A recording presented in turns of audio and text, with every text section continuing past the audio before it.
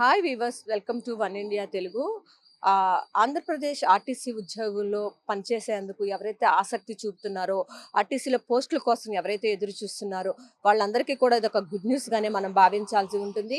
RTC అయితే పెద్ద ఎత్తున ఉద్యోగాలు భర్తీ చేసేందుకైతే ప్రణాళిక సిద్ధం చేస్తుంది. ప్రస్తుతం అయితే 7,673 పోస్టులను భర్తీ చేసేందుకు ప్రభుత్వానికైతే ఇప్పటికే ప్రతిపాదనలు అయితే పంపించింది. ప్రభుత్వం నుంచి గ్రీన్ సిగ్నల్ రాగానే నోటిఫికేషన్ ఇచ్చి ఈ ఉద్యోగాలన్నీ కూడా భర్తీ చేసే విధంగా అయితే ఆర్టీసీ చర్యలు చేపట్టింది. ప్రస్తుతం చూసుకున్నట్లయితే గతంలో 51,000 మందికి పైగా కూడా ఆర్టీసీలో పనిచేస్తూ ఉండేవాళ్ళు. ప్రస్తుతం చూసుకున్నట్లయితే 44,000 మంది మాత్రమే ఆర్టీసీలో ప్రస్తుతం అయితే పనిచేస్తున్నారు. కాబట్టి ఆర్టీసీలో మరింత సిబ్బంది సేవలు అవసరం ఉన్నాయి. ఎందుకంటే ఇప్పుడు స్త్రీశక్తి పథకాన్ని కూడా ప్రభుత్వం అమలు చేస్తూ వస్తుంది.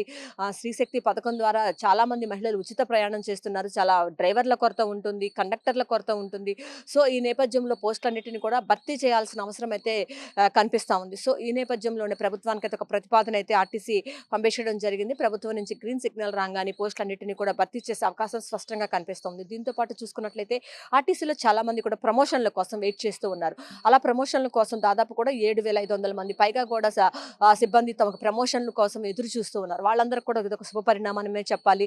త్వరలో వాళ్ళందరికీ కూడా ప్రమోషన్లు ఇస్తామని చెప్పి ఆర్టీసీ మంత్రిగా ఉన్నటువంటి మండిపల్లి చెప్పడం జరిగింది స్పష్టంగా. మొత్తంగా చూసుకున్నట్లయితే ఆర్టీసీలో ఉద్యోగాల కోసం ఎదురు చూస్తున్నటువంటి వాళ్ళకి త్వరలోనే ఒక గుడ్ న్యూస్ అయితే అందబోతుందని మనం స్పష్టంగా చెప్పొచ్చు. ఇది ఇక్కడ ఉన్న పరిస్థితి.